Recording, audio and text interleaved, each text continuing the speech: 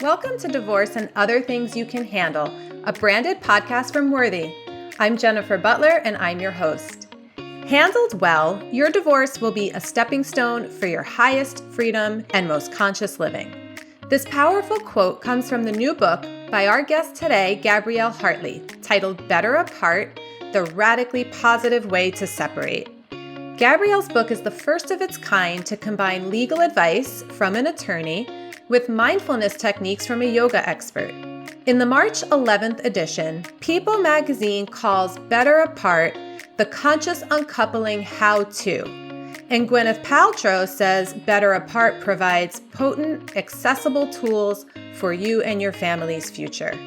Gabrielle is a wealth of knowledge and heart, and she possesses a passion and energy for her work that is contagious to anyone in her presence. One of our goals here at Worthy is to be a prominent voice in shifting the paradigm and the conversation around divorce, instilling the possibility that divorce can go hand in hand with positivity, mindfulness, and wisdom. Gabrielle's book does exactly this, and we are so grateful to have aligned with her. I'm honored to have this time to speak with her, and this next half hour is going to be a treat for all of you who are listening. We're going to take a short break, and then we will be back with Gabrielle Hartley. When you sell a piece of jewelry, you can't control how much it's worth, but you can make sure that you're selling smart with a team of experts and advocates behind you at Worthy. Your engagement ring can be a financial asset that allows you to embrace a new and fulfilling life after divorce. Let us help you get the best deal possible for the jewelry you've outgrown. Go to worthy.com/podcast to learn more. Gabrielle Hartley is an attorney, mediator, consultant, speaker, and author who offers groundbreaking divorce coaching and mediation nationally. She is known for her unique, non-toxic approach to divorce that she has developed over 2 decades in practice. Gabrielle keeps 99% of her cases out of the courtroom and effectively supports her clients to create a healthy, uplifted, post-divorce life. She is the creator of Your Elegant Divorce, which offers support to clients regardless of their location. Gabrielle is also the author of the book Better Apart: The Radically Positive Way to Separate, which we are going to be talking about today. Thank you so much, Gabrielle, for being here with me today. Thank you so much, Jen, for having me. Absolutely. I've been looking forward to this all week because Me too. Yeah, because talking to you is so exciting. And that's kind of odd to say when we're talking about divorce, right? I know a lot of times people say, isn't it so depressing to be a divorce lawyer? And I'm like, no, I actually love it. I feel like I'm really helping people. Like, I didn't decide to get the divorce. I'm just sort of like helping shepherd people through and beyond the process. Yeah. And like the way you do it and your spirit and your energy around it, it's so unique. And so thank you for being here. I am so excited for our listeners and what you're going to be giving them today. So let's start with your story, because you have a very unique and broad perspective that you see divorce from. Thanks, Jen. So when I grew up, my parents divorced when I was just about 9 and my brother was 6. And they had a true shared parenting plan at a time where that wasn't so much of a thing.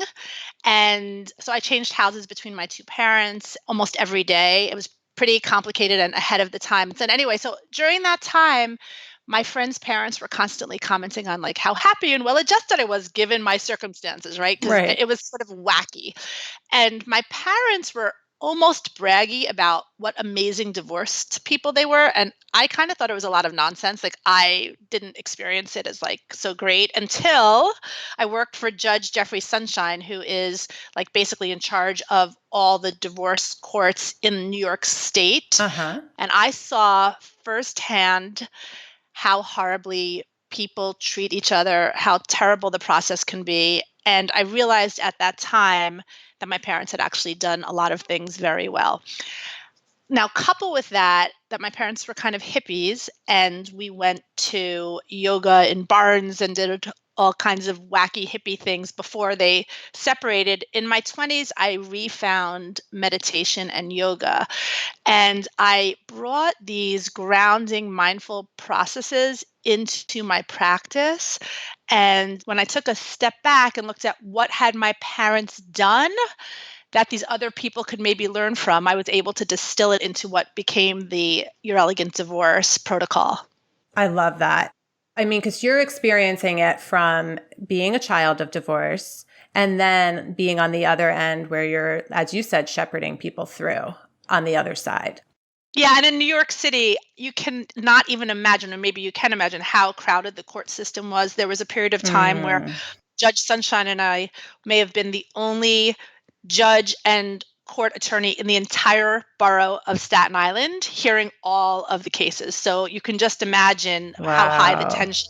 Yeah. Yeah. And so you've managed to take the combination of the legal advice and your legal expertise, and then this mindfulness side of you that your parents really gifted you without really knowing it, right? And create this book. And just I wanted to mention that in the book, Elena Brower, who is a world-renowned yoga and meditation expert, she actually is the person who provides the meditations and lots of the yoga practices.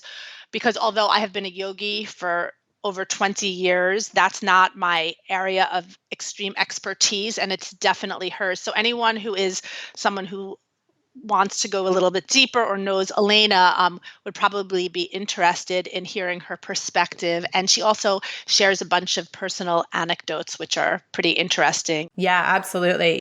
So the book really is one of a kind, right? Because somehow you guys have brought together things that seem opposite. They seem so far apart, which is legal, financial sort of aspects of divorce alongside being mindful and conscious. How did you guys do that? How were you able to bring that together? That is such an awesome question, Jen. I get that question a lot. And in fact, when I first came up with this concept, which really, it's not like it just sort of came to me because that's just how I practiced. And I decided to write a book about it. When I approached agents to begin with, I got a lot of quizzical replies, like, what does one have to do with the other? Right. And for me, they are so intertwined. If you don't mind, can I take you a little bit through the process and then maybe it will make better sense? Yeah, absolutely. Okay, so Better Apart is created around these 5 essential elements, okay? And they are patience, respect, clarity, peace, and forgiveness. Now, as soon as I say the word forgiveness, people are like, forgiveness after what they did to me, whatever. But each of these 5 elements have nothing to do with the other person. They are all about you. They are about you elevating yourself and bringing yourself to a better place. So, forgiveness, for instance, frees you. Remember that old expression that holding on to anger is like drinking poison and expecting the other person to die. Yeah. So there's so many different points of holding on and letting go and finding the edges to explore where you can get what you need and get some of what you want and give the same to the other side. You'd be surprised how often we don't really want exactly the same things as the other person, but we are so locked in our position that we don't realize this. So, for instance, I might be at a table as a mediator and both parties feel or expressing that they really want to keep the house, right? That's like pretty typical scenario. And you may be thinking like, well, what are we going to do? They both want the house, but dig a little deeper and it may not really be about the house for one of the people. For one of the people, it's fear-based, right? Like, where am I going to live? And the other person really wants the house. So when we find that intersection, we're able to move forward and we are able to avoid a lot of unnecessary confrontation. Yeah, I mean, it sounds like you're able to get people away from digging their feet in the sand, right? Like they don't know why they're doing it, but their feet are like wedged in there and they're not letting go. Yeah, totally. And so really what Better Apart and what your elegant divorce consulting is about. It's about shifting your inner narrative. So, okay, so let's just talk about that for a second. So, we think who we are is what we're wearing, where we're, how we're dressed, what we're driving, who our friends are, where we're going out to eat. And that might be how we sort of see ourselves and how the outside world sees us. But really, who are we? Right? Really, we are nothing but our inner narratives, the stories that we tell ourselves about who we are. And when things are going badly, what happens? Well, we believe all the worst things, right? Exactly. And they become our inner loop. Mm-hmm. And so through these 5 elements, with the specific practices laid out in Better Apart, through these 5 elements, we can interrupt our thinking and create new habits and new pathways of thought that are more positive. And little by little, I mean, when you're swirling in that totally upset maelstrom of emotion that happens when you're going through a difficult divorce or separation, you may only be able to get 10 minutes where you can actually clear your head. But that's what this is all about. It's all about sending yourself new messages. I am radiantly calm. You just wake up in the morning, no matter how upset you feel in that moment, and you signal to yourself, I am radiantly calm. And when you're in the shower and you're shampooing your head, again, you say, I am radiantly calm. And you do this throughout the day. Let's just say if you're trying to develop a patience practice, okay? Mm-hmm. And then you get that phone call from your spouse or that email that just sends you emotionally over the edge. Rather than responding in that second, you're going to have created the habitual pathway of saying, I am radiantly calm. So even though you may still feel completely triggered and half of your patience practice to begin with just goes right out the door, you're going to be in the habit of saying, I am radiantly calm. And so that's going to give you that one little extra beat. And maybe you'll take a couple of deep breaths and maybe you'll reply right away, or maybe you'll draft the email and sit on it overnight. And that doesn't mean that you're not responding, but you're turning the reaction into response. And that resets the pathway of communication, which then will flow into getting back to your original question, what does this have to do with parenting and finances? How we interact matters. Right. Absolutely. And it sounds like what you're saying is learning how to respond instead of react. Exactly. Yeah, which is a huge shift. Like, seems so minute, but when you're responding, you're coming from a different place than when you're reacting. That reaction that's usually emotional and fighting back. Yeah. And what happens when we're clouded with emotion?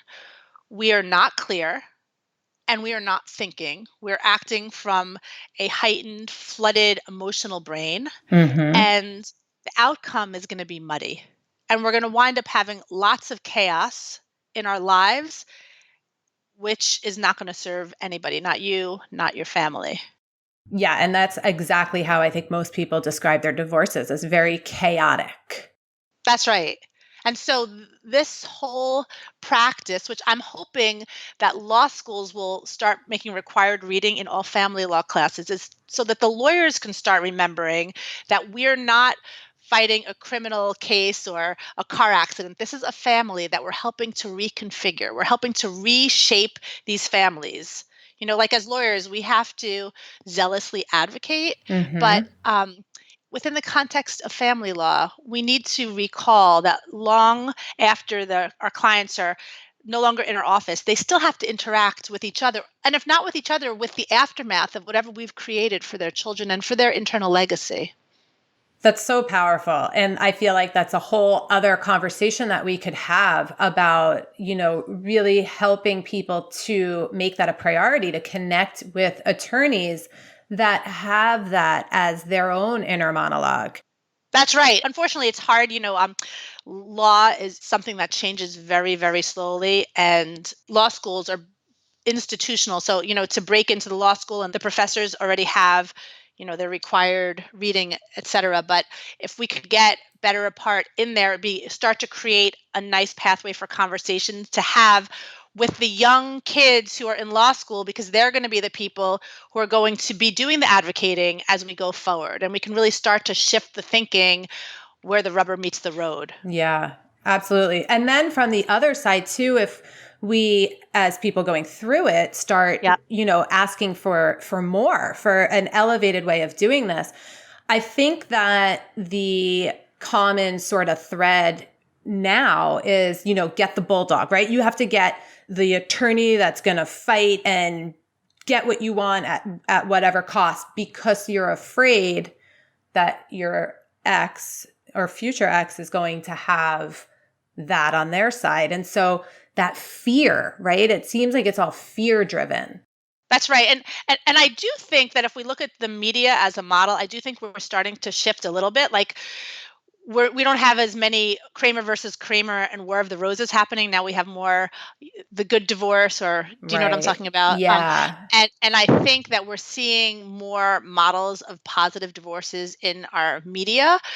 But there is still that sense of hiring the bulldog. And we go over in the book, I have a whole section on different approaches to your divorce and how to select a lawyer. And the one thing that you really need to tap into here as a person going through a divorce is into your inner tuition. If it doesn't feel right, if the road you're going down is one that you're doing because others are telling you to do it, you really need to listen to that inner voice and start to develop trust in yourself, because that's where all your relationships are going to begin. And if you act in a way that you don't want to be, you're going to start recreating that negative loop, just that down a different path. Maybe it's a different negative loop. And what we really want to do is start feeling good right now, right? As Yeah. long as we know we only have one life, and why would we want to waste our days feeling bad and fighting? And that doesn't mean that you should be weak and let yourself be taken advantage of. I don't think mediation is for everybody. I don't think settlement is for absolutely everybody. Although I think ultimately most people can resolve things kindly without a judge's intervention. Sometimes it's necessary to go to court and to go to a judge, and even if that's the case, you can still shift your inner narrative and elevate your self-respect. Get clear on what you want. Forgive yourself for being human and for having all these feelings, that many of which may be negative. Start to create the pathways of compassion for yourself, because Yeah. that's where emotional freedom is going to start. Yeah. And I think that's where your 5 elements are really powerful, because when you're going through this, you feel very disconnected to your intuition because of the chaos, because how can you trust yourself? There's all this self doubt. There's all this Totally. stuff going on. It's like, okay, Totally. I want to trust my intuition, but how can I? And I think that's where your elements are they're so spot on, because they help you to connect to your intuition. And they're not too much at once. It's like Right. my kids studied Suzuki instruments, and we talk a lot about just working on one small change for a week. So even though like things might be out of key and the fingering might be bad or this or that, like we just worry about bending the pinky for this week. And it's sort of like that. Like pick one thing. You might be feeling unclear and full of shame and incredibly impatient, but like pick one element. And then within that element, pick one practice and do it regularly on a daily basis and make it part of your routine. And then maybe as that becomes habitual, pick up another one. I mean, the whole goal here is to rewrite the messaging that we're sending ourselves. Start accentuating the positive. In terms of respect, start creating boundaries around people who maybe you've had fun with historically, but they're not giving you good messages now, or they're not encouraging you in a positive direction. It doesn't mean you need to throw them away, but just put them on a shelf for the time being and create a world that makes you feel good. Right. Well, obviously you're going to be stewing. Many people are stewing in a lot of grief and upset and turmoil, and that is all normal and good, because if you don't stew a little bit, you're not processing. You do need to go through the process. Right. It's part of Like, it. let's be real. I mean, it's really hard. It's devastating. It's a death for most people. Even if you totally know the divorce is right and you're the one who wanted it, it's still the death of the family that you thought you were creating. Or, there's so many Yeah. hard parts. And so what we want to do is just steep like a tea bag until the leaves lose their flavor, and at the same time infuse sugar all along. I love that. Thank you. I just made it up. Oh, well, I love that picture in my head, right? Because it's like you have to go through it, but you can grow along the way. You can expand along the way. And so what you're saying, like you have to sit there, but you can sweeten along the way, you know? And it's funny, it's so gratifying for me. I've been a divorce lawyer for so long, and I'm like definitely like a very wacky divorce lawyer, and it's so gratifying to finally be in a space where positivity is allowed. And I Right. think part of the reason that I've had such luck at helping people come to resolution, no matter how big or small their finances are or their problems are, is because I listen very carefully with like the same passion that my client wants to be heard on if I'm litigating or if I'm advocating. And I recognize there's always parts of commonalities. And by just validating the common pieces, we can make so much headway. I love that. Yeah. I mean, no matter where you're at, this couple at some point really liked each other. They loved each other, right? And so there has to be a commonality. There's always something positive there. And listen, and like some cases are very difficult at first blush to resolve. For instance, a relocation. Someone wants to take the kids out of state. That's really hard. But even in a relocation case, there are always edges to explore. So Mm, don't allow yourself to get too caught up in black and white thinking. yeah. That's great. Okay, we have to take a break. I don't want to, but we're going to take a little break and then we're going to be right back with Gabrielle Hartley. When I decided to sell my jewelry after my divorce, the most important thing to me was finding a company that I could trust and one that would also advocate for me. I found this and so much more at Worthy. Their expert staff immediately put me at ease and helped me to get the best price possible for my jewelry. Your engagement ring can be a symbol of your freedom, your journey, and the choices you have made to live your life on your terms and create the future you desire. Let us help you get the best deal possible for the jewelry you've outgrown. Go to worthy.com/podcast to learn more. We are back with Gabrielle Hartley, and we are talking about this radical way to separate. And we were just talking about rewriting your narrative, recreating the story you're living, exploring the edges, finding a way to make what's happening in your life right now just a little bit better so that you find ways to feel good in it. And one of my favorite quotes from your book is the following. It is, "Your legacy depends on your inner attitude, your outer composure, and your vision for the future." Talk to us about the power of thinking in terms of legacy and how that influences our ability to change that narrative in our life that you were just talking about. That is such a great question, Jen, because I think a lot of us are so stuck in the present. So we spend so much of our life worrying about the past, worrying about dwelling on the past, worrying about the future, and we're always like trying to be in the present. But when it comes to a divorce, that's a time where maybe it's okay to think about the future in a positive way and act like it's happening now. So what I want to mention is the idea of creating a vision that you Mm-hmm. then internalize. Okay, so I call it VERV: visualize, internalize, and realize. When we create the vision, we need to be specific with as much detail about what we want to manifest. We want to keep it positive. You'll notice when you read Better Apart that there are almost no negative words in the book. That was done purposefully. It's Mm. definitely an art, right? Because we Yeah. really want to have the reader feel like they're sitting with good friends who are empathic, but we can do that for ourselves, create our own empathic space by keeping our vision positive and present and specific. And what I would suggest that you do is get yourself something that you enjoy to write in, like a nice journal. I know that sounds really old fashioned, but it's really, there's something powerful about the written word. And write out as a daily practice s- uh, some space in your life that you're not happy about, and write just in list form or in longhand if you want, in sentences, how you would like it to look.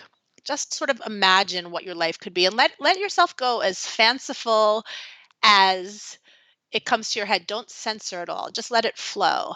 And start with my life is on the top of the page, or start with my love life is, or my children are, my relationship with my children is. Start with a broad thing and then go deep and narrow, and do this as a daily practice for a period of time until you're going to notice that you're going to start repeating the list, because you're going to get so finely tuned with where you want to go. Which brings us to creating your legacy, because you're creating your legacy right in this moment. Every moment that we're doing something, we are reinforcing who we are, right? And Mm-hmm. who we are is something that we want to be able to look back on and feel proud of, and feel like our children, if we have them, or our friends, or even just our own spirits or souls, can look back upon and feel good about. Right. There was a book about, like, if I had my life to do it again, I'd wear more purple or paint my hair blue or something like that. That was out in the 90s. And that's sort of right now, if you're going through a separation or divorce, you're really being handed an opportunity to become more mindful. Mm. Okay. And Yes. we are often so task oriented that we're not giving that much weight to who we are and who we want to be. And this is a great time to take a big, deep belly breath and to start engaging and rooting with ourselves and reimagining what our life can look like. Because we can't really change the fundamental facts of our lives in a moment, but with baby steps, we can effectuate gigantic transformation. That's so powerful. I mean, I can even share from my own, divorce way back when. It's been years, and I would say that at the end of the day, when I made it to the other side and found my way through the tunnel, the Uh-huh. thing that I was most concerned about and I looked back upon most was those moments when I wasn't my best self. Those moments that I wasn't proud of, those moments when I could have knowingly done exactly what you said and visualized and really lived into the legacy that I know that I want to have, that I want to leave. Yeah, and it's really hard to do when you're going through it. That's one of the reasons this Absolutely. this book is structured so you could open any chapter and just read 5 or 8 pages and, like, close the book, because when you're going through it, most people can't really read because they're too upset. I mean, you could listen to it maybe in the car, but maybe you just don't want to even think about it. Yeah, you tune it out. Yeah, but I recently had someone contact me. It was a kind of interesting perspective. They said, "Thank you so much for writing this book. It's really important. I've been divorced for nearly 40 years. And after reading it, I felt really upset because I realized so many things I could have done differently, but Yeah. you're going to help so many people."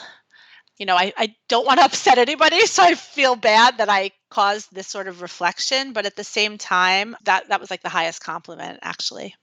Yeah, but you know what? I think that even though we can't go back in time and change how we behaved in the past, is it Maya Angelou? I think she says, when you know better, do better.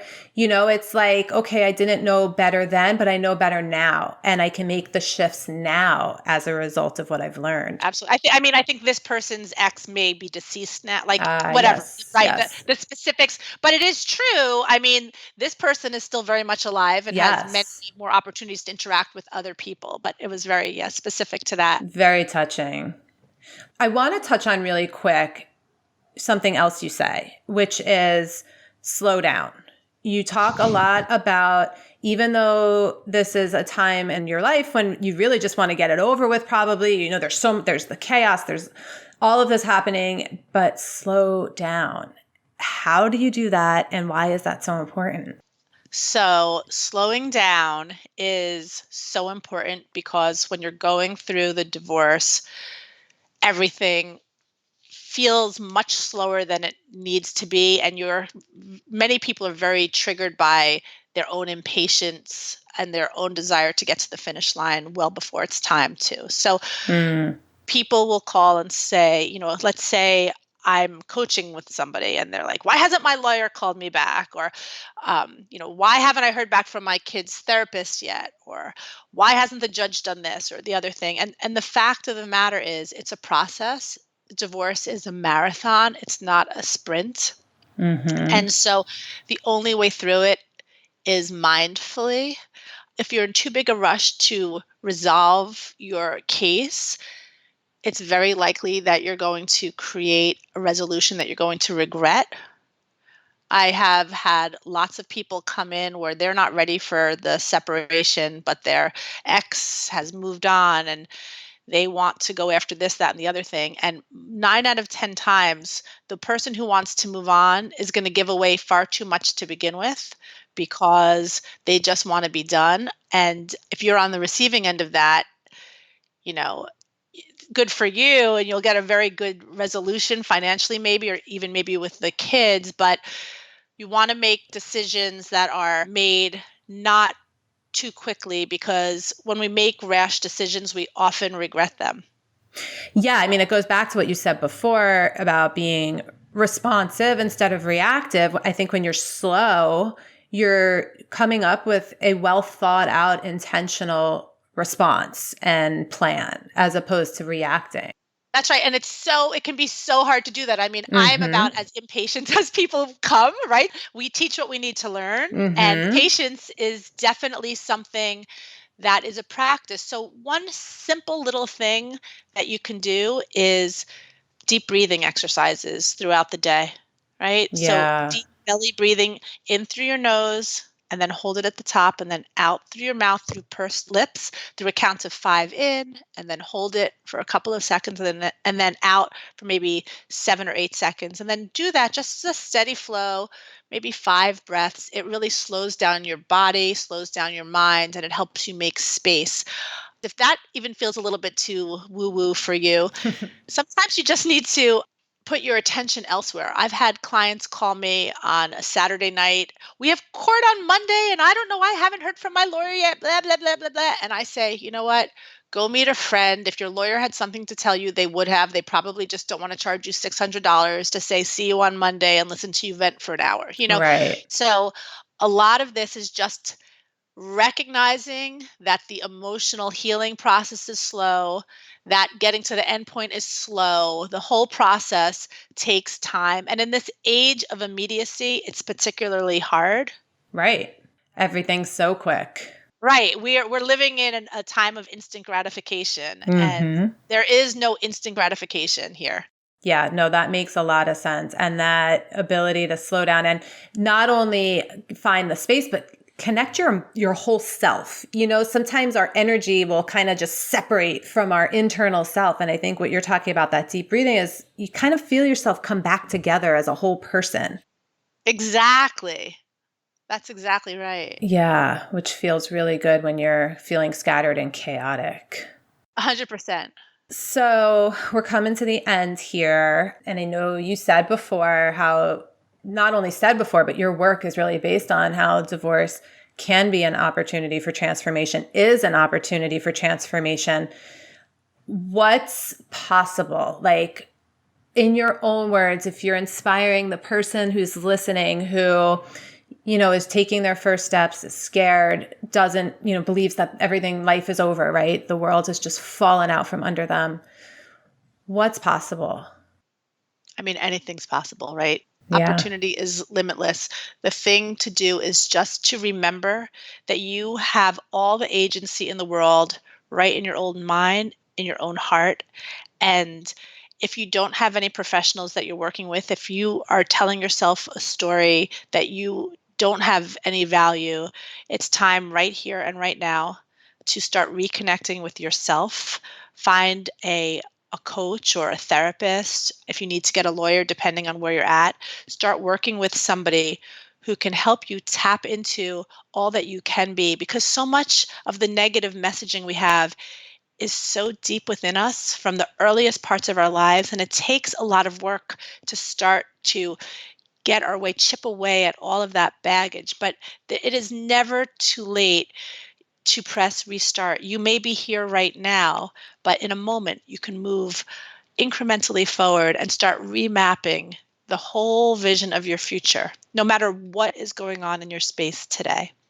Yeah, it's almost like stop believing what you're seeing right now and start believing in that vision you mentioned before, creating that vision and internalizing and realizing it, right? Totally. And start your future today. Every moment is an opportunity to recalibrate and to press reset. Yeah. These are not just words. This is like true. Right. No, absolutely. And I think when you read the book and you start to incorporate those 5 elements, you start to really understand this less at a head level and more where you're embodying it at a body level and seeing how you can actually incorporate it into your life. That's right. That's right. But if this like yoga and meditation stuff doesn't exactly speak to you, there are still things that you can do, even just signaling. Let's not call it a mantra. Let's call it an affirmation. I am radiantly calm. Right. Find the thing that works for you. Well, I am so grateful that we had this time together. I love your energy. I love everything you have to say about this topic. I would love to talk to you for hours more. Likewise. So for our listeners, if you are looking for any extra support beyond your lawyer's office or your therapist chair, Gabrielle offers divorce coaching as well as mediation, but she offers divorce coaching to help you move through, get you beyond wherever you're stuck. Definitely reach out to her. She's an amazing, amazing person in this field. Thank you so much, Jen. So where can they find you? Gabrielle, Gabrielle, Hartley, HARTLEY.com is my website, and there is a contact page, and there's a list that you can join. But if you would like to contact me, you can contact me right there. You can also message me right through Instagram, and on Instagram, I'm at Gabrielle L. Hartley. And I'd be more than happy to see how I can help you and your family elevate yourselves and move on from wherever you are right now. And Jen, thank you so much for having me. Absolutely. Thanks for being here. Have a wonderful day. We'll see you next time, everybody. Thanks again to Gabrielle Hartley for joining us and to all of you for listening. Next week, we will be joined by Susan Guthrie and Rebecca Zung, co-founders of Breaking Free Mediation and hosts of the iTunes Top 10 podcast, Breaking Free, a modern divorce podcast. We will be talking about how, quote unquote, winning in your divorce prepares you to win in your life.